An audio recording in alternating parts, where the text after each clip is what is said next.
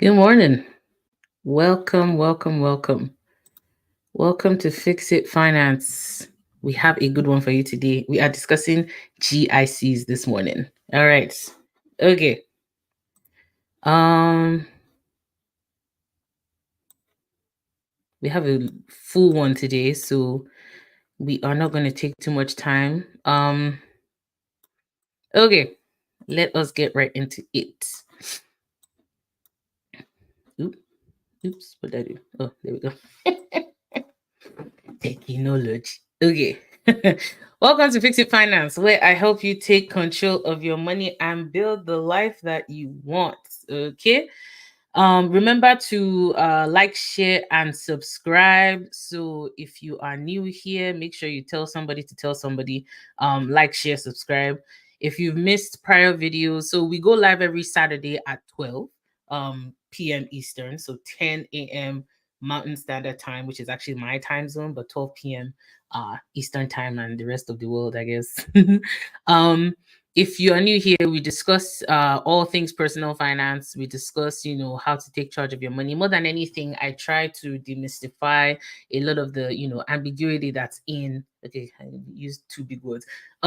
I try to simplify as much as possible all things personal finance because a lot of times some of these topics seem overwhelming or, a little intimidating for folks. So as much as possible here at Fix It Finance, we try and help you understand so you can make the best decision for yourself. That's the whole point.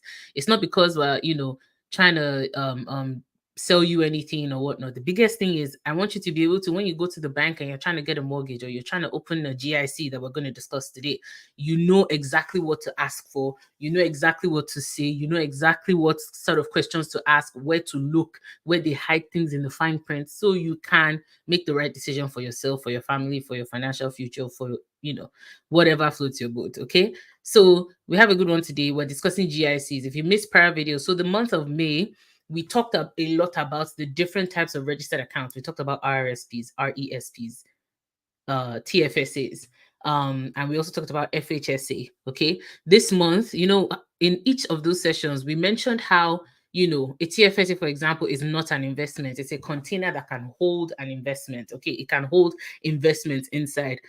Excuse me, each of those weeks we talked about the different types of investments you can hold in these accounts. Today what we're going to be looking at is one of those specific type of investments, which is the GIC, or a guaranteed investment certificate as it's commonly known. Okay, so this is a type of investment you can put into your TFSA, your RSP, your RSP, FHSA, or DSP, whatever registered account or non-registered accounts that you have. Okay, so if you're new here, we usually take questions in the comment section as we go along, so again, remember to like, share, and subscribe.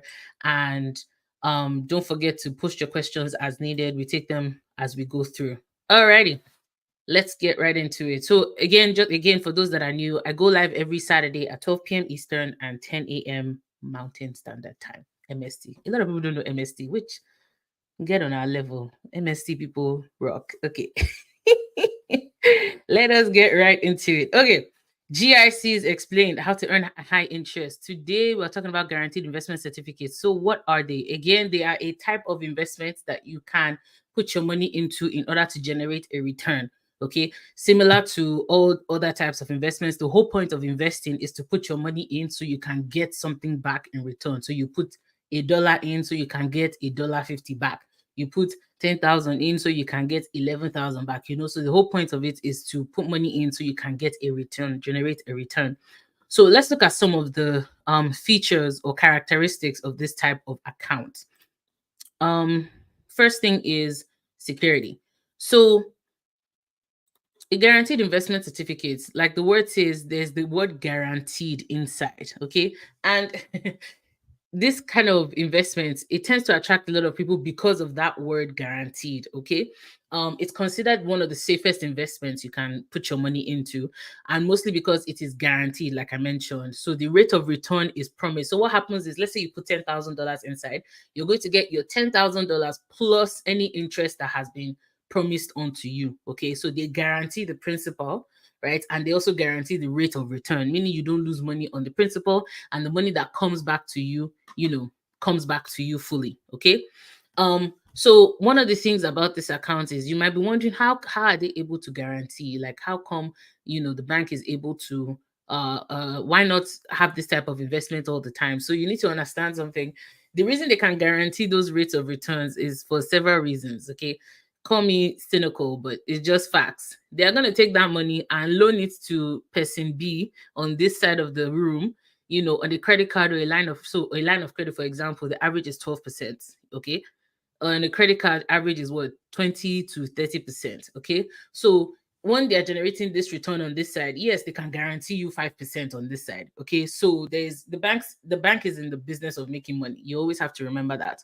So whenever you're doing anything investment, always remember who you're dealing with. Okay, and how whatever it is you're dealing with them is going to benefit you. Okay, always remember that. So like I mentioned, it's considered one of the safest investment options out there because they guarantee the return of the initial investment, and of course the return is also guaranteed depending on the type that you choose. Okay, um it's also eligible. Another reason why it's also secure is because it's eligible for CDIC coverage. So the Canada Deposit Insurance Corporation, they insure amounts that are put into GICs as well. So what that basically means is, how if you put money in a bank, God forbid anything happens to that bank, your money is protected. You get your money back up to a certain amount, right? I believe it's $100,000. So depending on the type, each individual type has an individual amount. Okay, so GICs are also protected under this particular type of insurance. Okay. Um, let's talk about interest. So GICs earn interest. Okay. They earn different types of interest, just as we know out there. So the different types of interest they earn is number one, fixed type interest. So a fixed interest rate basically means at the beginning of the term of the GIC, you and the bank or you and the institution agree they're going to pay you, say, 5% interest. So that's a fixed rate. It means it does not change. Once you put your money in, at the end, once you get to the end, you get your 5%, you move on. There are also variable type GICs. So basically it fluctuates in the sense of the return moves as the market moves, okay? And also as the bank decides to a large extent. So there are variable type GICs. And there are also escalating rate GICs, whereby, for example, let's say you put in your money this year, they'll pay you say 1% for this year, they will pay you 2% in year two, and then they will pay you 5% from year 3 to 5, provided you leave the money inside. Okay, so three different types: fixed, variable, escalating rate. Okay, so you always want to know that when you're going to discuss GSTs. There are also two other types. There are two different ways the interest is calculated. First one is simple interest. So simple interest is basically you put in $5,000 today. Let's say you put in $5,000 into a 1 year GIC that ends in the next 12 months. You put it in at the end of 12 months, you get your $250 clean, no issue, you move on. If it's compound interest, what happens is the interest, for example, let's say they're paying the interest monthly. The money that you put in, the $5,000, gets interest monthly. So by the end of 1 year, instead of 5,250, you actually have $5,255, and that's because you've made interest on interest. So the money that they paid, the interest they paid you in month one, by the time you get into month two, they are paying you interest on your principal plus what you earned in month one. So when you go in to discuss a GIC, you always want to find out what type of interest is being how the interest is applied. Is it simple interest or is it compound interest? You definitely want to know that. Is it a fixed rate? Is it a variable rate? Or is it an escalating rate? Okay. Um, you always want to make sure you understand your options when you are signing up, so nobody can manipulate or intimidate or just bamboozle you. You want to know what you're signing up for. Always ask those questions. Don't just assume make sure you check it, because the fine print is where a lot of people get stuck. Okay. um Interest rate environment also matters. So when it comes to interest, for example, we're currently in a higher, I won't say high, but in a higher interest rate environment compared to where we were in a couple of years ago before COVID, whereby, average interest rates were averaging around anywhere from 1 to 2%. We're currently in that 5 to 7% range, meaning most GICs are going to be earning based on what the interest rate environment is saying. So if interest rates go down, for example, you can expect GIC rates to also go down. If interest rates go up, you can expect GIC rates to also go up. So they move as interest rates move as well. Okay. However, if you've already locked something in, say you lock in a GIC today at 5%, even if interest rates were to drop to 2% tomorrow, you know your money is still guaranteed at 5%. What happens is when you go to renew, then you would have to renew at current rates. Okay. Um, let's talk about terms. So you've heard me use the example of, let's say you signed up for a 1 year term, 2 year term, 5 year term. So there are different types of GICs when it comes to terms. There are short-term GICs, so like anywhere from 30 days to about a year. So 30 days to 12 months. And then long-term GICs, so they can be a year up to 10 years or more, depending on what the bank offers. Okay. Um, I personally think GICs are great for midterm financial planning. So midterm is that, over 1 year for sure. But in that 3 to 5 year range, okay. Anything less than 5 years for sure is what I consider midterm. So midterm for me is anywhere from like 18 months to, the next 5 years. That's what I consider midterm. So GICs are great for midterm financial planning. So for example, let's say you have your car paid off. You know you're gonna need a car in the next, 5 to 10 years, depending on how long you want to drive your car. You decide to start saving, say $500 a month, right, towards that car. Let's say you've now saved up $15,000. You know your car is old and you don't want to have to invest this money because you may need it soon. You put it in a GIC that, say you put it in a rolling uh uh 1 year GIC, for example. Okay, just to make sure you have access to that fund at any given time if you need to buy that car. If you're saving up for a house, for example, let's say you've made a deal with a developer. The house is not going to be ready until 2026. They don't require the down payment until closing. Say your closing date is June 2026. You can lock it in a GIC between now and then, so that money can make some money while it's just sitting in your account. Okay, so it's not just sitting in your account. Okay, so that's what I mean by it's really great for midterm financial planning. Okay. um Always review the redemption clause when it comes to your GICs, because again, if you end up putting this money in and you need it earlier for whatever reason, depending on the type you've signed up for, there may be penalties, okay, if you withdraw it early. So you always want to make sure you understand what you're signing up for. If you know you're going to need the money earlier, don't lock it in. So one of the questions I get concerning GICs is whether you should use it for an emergency fund. So when it comes to emergency funds, and we'll talk about that later on, you definitely don't want to use it for all of your emergency fund. Okay, and we'll go into an example later on in our session today. We're still going to talk about a lot of things, some of the benefits, the risks, the different types, redeemability, taxation when it comes to GICs. So we have a full set today. Okay. So make sure you review the early redemption clause to make sure you don't get any penalties. Okay, so you want to understand, if I have to withdraw this money early, what is it going to cost me? Okay, you always want to know that before signing up for a GIC. All right, redeemability.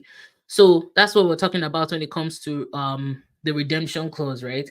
So there are different types of redeemabilities when it comes to GICs. The first thing is non-redeemable GICs. So these are the type of GICs whereby the funds are locked in. They are locked in for the term. If you try and break it before that term, you're definitely going to get a penalty. You're definitely going to have to pay some fines because you're breaking that contract early. So for example, let's say you put in a non-redeemable GIC of 18 months and you end up needing the money before 18 months. In order to get access to that money, you're going to pay some fees, and a lot of times it's just not worth it. So make sure you plan well. Don't put money you're going to need inside a GIC. Okay. The next type is redeemable GIC. So these are the ones where the funds can be withdrawn before the maturity date. Oh, I should mention, for the non-redeemable GICs, they usually have a higher interest rate, and that's because they want you to lock that money in for that term. Okay, so they will usually pay more. If it's a redeemable GIC, the funds can be withdrawn before the maturity date. It's usually at a lower interest rate, and there are likely going to be penalties, but not as steep as, say, the non-redeemable GICs. Okay. And then, of course, there's the cashable GIC. So it allows early withdrawal, provided you leave the money locked in for, like, say, a certain period. So they might say, okay, if you hold it for at least 90 days, anything after 90 days, you're allowed to withdraw without penalties. Okay. So you definitely want to pay attention to the fine print, like I mentioned earlier. So the different types of GICs, they're regular GICs, whereby, it's a fixed term, fixed interest. That's the simple kind. It's just straight to the point. They are market linked GICs. So meaning the return is actually okay. So they are also fixed in terms of their term. they're also fixed in terms of the interest rate. So the bank will guarantee you a particular minimum interest rate, but the return is also indexed, say to a stock market index, or a whatever it is they're indexing to. So what basically, for example, let's say you go into a GIC that's indexed to the S&P 500.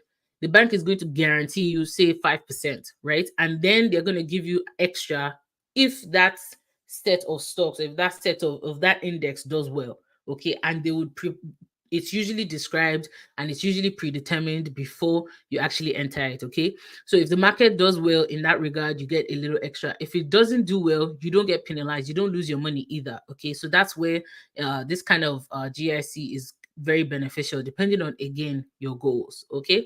Um, and then, of course, there are foreign exchange GICs. So, for example, let's say you're going to be traveling to the States, for example, for whatever reason, you have a project going on out there, blah, blah, blah, in the next 12 months, for example, in the next 24 months. You decide you want to start owning some GICs just to start earning some money, say in USD, for whatever reason. So, there are foreign exchange GICs available as well. In that regard, you always want to be careful of currency risk, because the exchange rate, again, becomes a major factor and could affect your returns depending on how you lock it in and how long it's there for. Okay. Taxation. As usual, when it comes to all things investment, you always have to think of taxes. Okay. So if you refer to my prior videos when it comes to the different containers, so RRSPs, RESPs, TFSAs, FHSAs, blah, blah, blah, how the money you earn on your GIC, if you buy a GIC in any of those accounts, okay, how your money is going to be taxed is based on what that account does. So if you buy a GIC in a TFSA, any money you make is not going to be taxed because you bought it in a TFSA, which is a tax-free savings account. If you buy your money, say, in an RRSP, any money that you make is not going to be taxed yet. It's going to be taxed when you withdraw that money. Okay. And of course, the money you put into the GIC in an RRSP reduces your taxable income for the year. Okay. Same thing with an FHSA. Like I mentioned with FHSA, it combines the benefits of both the RRSP and the TFSA. So in that case, the money is going to be taxed how the FHSA is taxed. Okay. So if it's in a registered account, it takes advantage of whatever tax advantage that account has. Okay. If it's in a non-registered account, then you have to make sure whatever money you make is taxed in the year that you make it. Okay. So let's say you have an 18-month GIC starting now, right? You're not going to get taxed this year. You're going to get taxed next year once 18 months is up. Okay. And you receive a T5 from the company that you bought the GIC with, and that gets included on your taxes. Okay. So make sure you pay attention to that. If you buy a GIC in a non-registered account, remember, even if the bank hasn't sent you your T5 yet, always remember you need to report whatever money you make as income. Okay. So let's talk about the pros, the benefits of this particular type of investment. Okay. The principal is protected. So that's a big one. We talked about it earlier. You don't lose the money you invest. So that's a big draw when it comes to a GIC. That's the biggest draw, in fact. The money you put in is guaranteed, is protected as well. The return is also guaranteed. So in two ways you benefit. One, the money you make guaranteed, the return also guaranteed, meaning it's going to happen exactly as they have said it's going to happen. Your returns are predictable, unlike the stock market, for example, whereby you can put in 10,000 today, it can become 20,000 tomorrow, it can also become 2,000 tomorrow, right? Depending on what you put it in. The returns here are predictable. So if they say 5% return, you're getting 5%. If they say 4, you're getting 4. It doesn't fluctuate up and down. Okay. There's also flexibility. Like I mentioned, the different types, based on interest rates, different types based on redeemability, the different types based on terms. There's a lot you can do with GICs in terms of structuring your financial plan. Okay. So how we always talk about here at Fixed Finance, how your financial house, it has different levels, different factors. So a GIC is another tool that you can use when it comes to your financial planning. Okay. So for example, you may not use GICs for, say, long-term retirement planning. However, you may use it, like I mentioned, for those midterm goals that you have and you set for yourself. You want to buy a house, you want to buy a car, you want to plan for a wedding. For example, let's say you're a single person and you don't have a partner yet, but you have excess funds and you want to start because you want to have a really good or a really grand wedding, and you're hoping to get married in the next 3 years. Say you have a $15,000 you're not doing anything with right now, put it in a GIC, and watch that money grow such that by the time you get to that period, you'll be able to take that money out. Okay, so the next thing when it comes to benefits, it also qualifies for deposit insurance, so it is covered. It's one of the only investments that's covered under CDIC. So CDIC, which is the Canada Deposit Insurance Corporation, they insure your bank account. For example, your checking, your savings. You understand? So few accounts like that, they don't. For example, they will not necessarily insure the stocks you buy in your TFSA. Okay, but if you have a GIC, right? A GIC is covered under their particular coverage. So that's a really, really good benefit. Um, all in all, I don't know why I feel the need to say this. This is not saying you should go and carry all your money and put it in GICs only. It is a part of a robust financial plan. So a GIC is one tool you have in your toolbox, and we're going to be talking about the rest of the tools. So ETFs, mutual funds, and whatnot this particular month of June. So make sure you tune in every Saturday at 12 p.m. Eastern. Okay, so some of the risks. Lower returns. So, for example, because the principal is guaranteed and the return is also guaranteed, your returns are not as good as, for example, let's say you invested in something more riskier, like a bond or an ETF or a stock, for example. So the returns are usually lower, And again, I mentioned earlier that the interest rate environment affects the returns on GIC. So because we're in a higher interest rate environment now, GICs are paying really good to a large extent, upwards of 5%.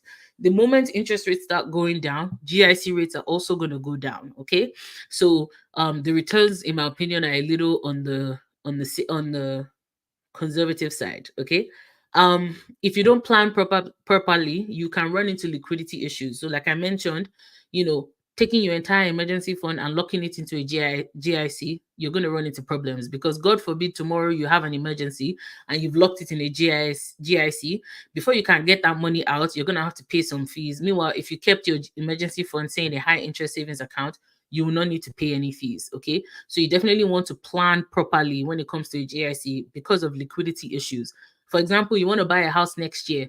Don't go and lock in your money into a GIC that's going to be 18 months when you're going to close in less than 18 months. Okay, so you always want to make sure you are planning properly and understanding what you're going to need.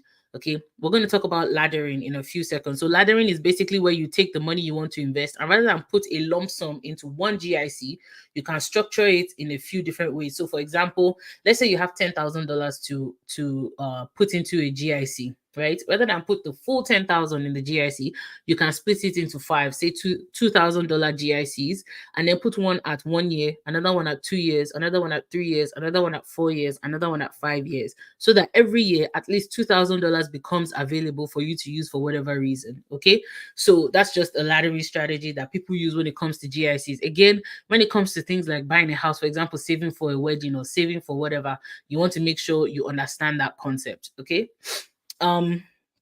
Inflation is another big risk when it comes to GIC. So because the returns are so conservative or so low, when you factor in inflation, your net return is actually not that great. So for example, currently GICs are returning upwards of 5%, so 5.4, 5.3, let's just say 5% for easy math. By the time you factor in inflation, which as of last month, I believe was 2.76, so let's round that up to 3, or even if you round it out to 2, or 2.5, you're still, by the time you take off inflation from your rate of return, your actual return is really low. So 5% minus 3%, you're only making technically 2. So your purchasing power, right, has only gone up by 2%. Okay, your purchasing power is being eroded if you don't, make better returns overall. Then when you factor in taxes as well, if you have it in a non-registered account, or if you have it in an account like an RSP where you get taxed tomorrow, it starts to get really not useful. Okay, so you want to make sure you are using it the way it should be used. Okay, and it can be used for anything and everything. Just be strategic when you're using a GIC. Okay, so let's talk about how does it fit into your financial plan and just other considerations in general for you to note or know when you're dealing with GICs. So the first one is laddering, like I talked about. So use this to match your goals, your term goals. So let's say, like I mentioned, someone like in our family, when we use like a GIC is some one of those things. For example, thankfully we have cars that are paid off. We know we're gonna have to buy a car in the next 5 years, 10 years. Say we start setting $1,000 or $500, $200, whatever the amount per month into an account. We've gathered the money, it's now $15,000. However, our cars are still good. We don't want to buy a car just yet. Okay, you can take that money, right? Rather than, for example, let's say you're worried about, I don't want to put the entire $15,000 in a GIC right now, just because I could need a car in the next year. I could need a car in the next 3 years. So what you can do is, okay, I'm going to take that 15,000. I'm going to split it into three and buy three GICs of $5,000 each. One will mature in 1 year, one will mature in 2 years, one will mature in 3 years. Okay.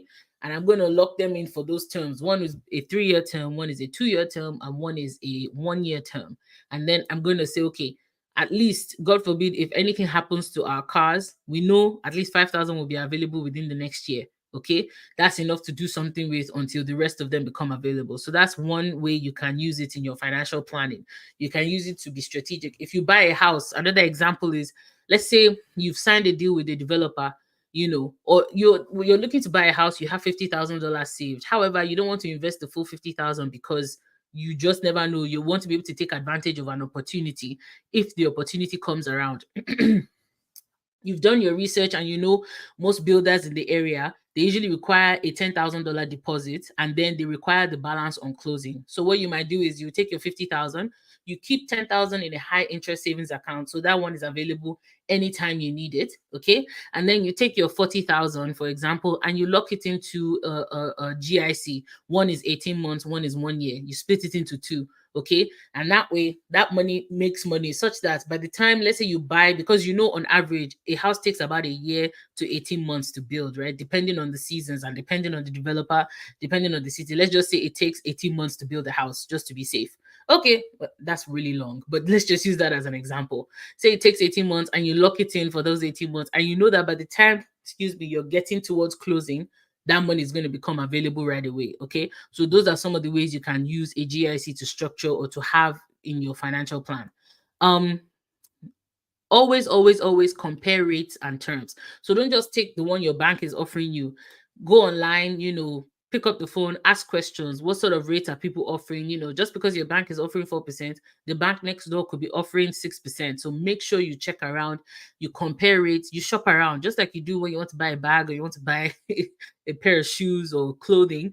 Check around, shop around, look at every store. What do they have? Some people might have an 18-month term and they're paying, 7%. Make sure you shop around, okay? So don't just go with the first one you see. And of course, negotiate. I know for some reason I find it fascinating.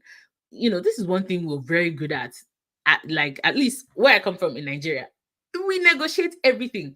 People always call me crazy. I negotiate everything, even here in Canada. I don't know why.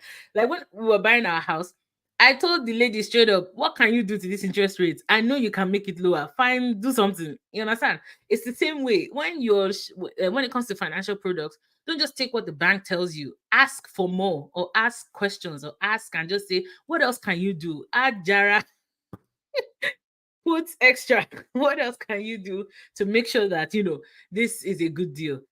So always negotiate. Ask for what you want. Ask for more. For example, you want to lock it in for exactly 18 months. Tell that you don't want prepayment penalties. You don't want this. You don't want or early withdrawal penalties. Like, ask questions on what you want. And the worst thing they will say is no. That's just the worst. They will say, oh no, we can't do that. That's the worst. And then you can ask to talk to somebody else. Okay. As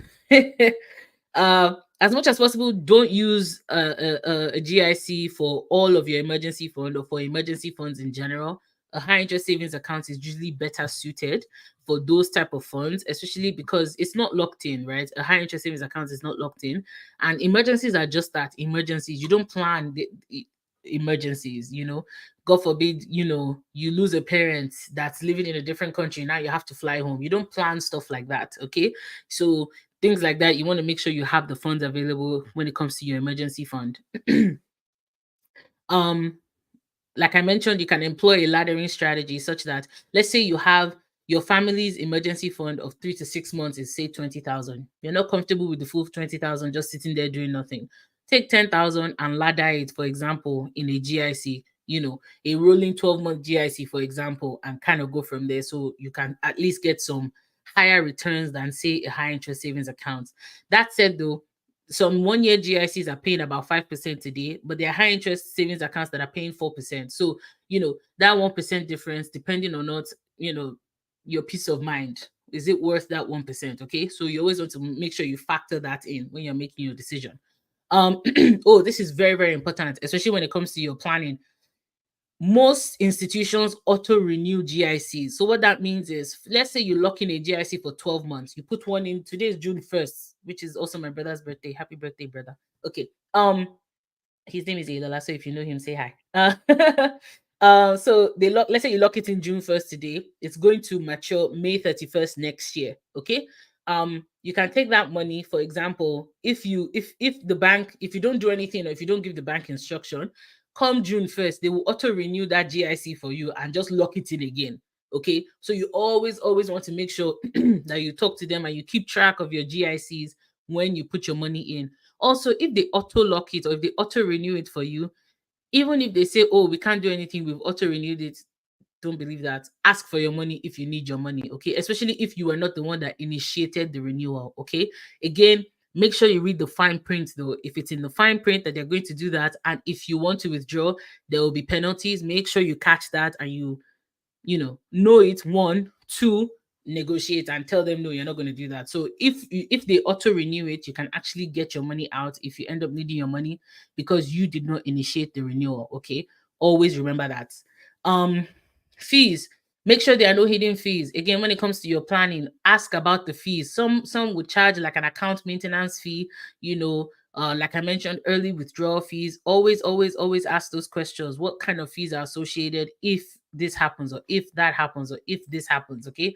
You always want to make sure that is addressed. Oh, thank you, Michael. Michael saying happy birthday to my brother. I appreciate it. Yes, today is his birthday, and his family is just awesome. Okay.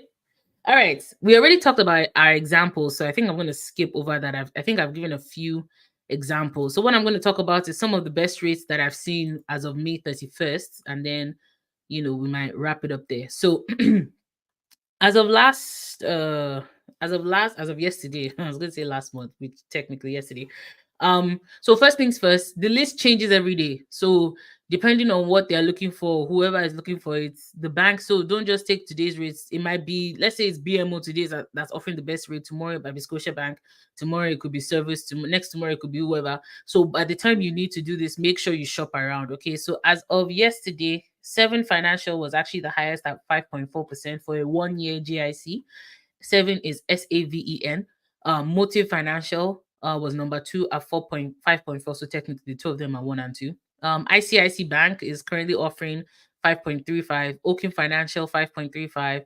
People's Trust 5.2. Wealth One Bank 5.2, and EQ Bank. EQ Bank is steady, one of the highest at 5.15% for a 1 year GIC. Okay. So like I mentioned, overall, GICs are a part of any great financial plan. So always make sure to plan around liquidity. Always make sure to plan around liquidity, and making sure you understand and you know when you need the funds.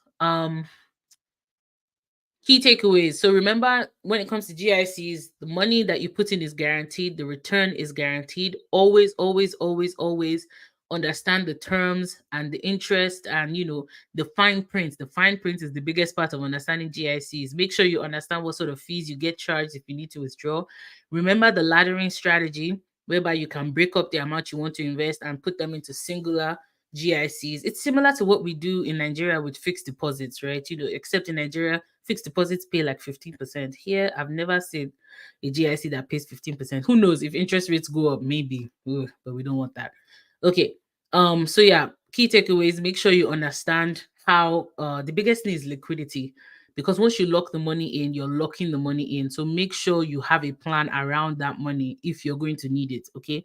Don't lock in money you're going to need, like an emergency fund or like down payments for a house, especially if the house is going to be closing in the next 30 days, 60 days, 90 days. Okay. You want to be very, very careful of things like that. Yeah, I think we're going to wrap it up there. I think I've touched on every point I wanted to. And yeah, thank you all for joining today. As usual, we meet every Saturday at 12 p.m. Eastern or 10 a.m. Mountain Standard Time. Next week, we're going to be discussing ETFs, I believe. So this entire month of June, we're discussing, you know, how in May, we talked about the different types of accounts. And in June, we're talking about what you can put into those accounts. Okay. Thank you all for joining us today. Remember to like, share, and subscribe. And yeah, thank you for joining. Have a wonderful rest of your day. Thank you.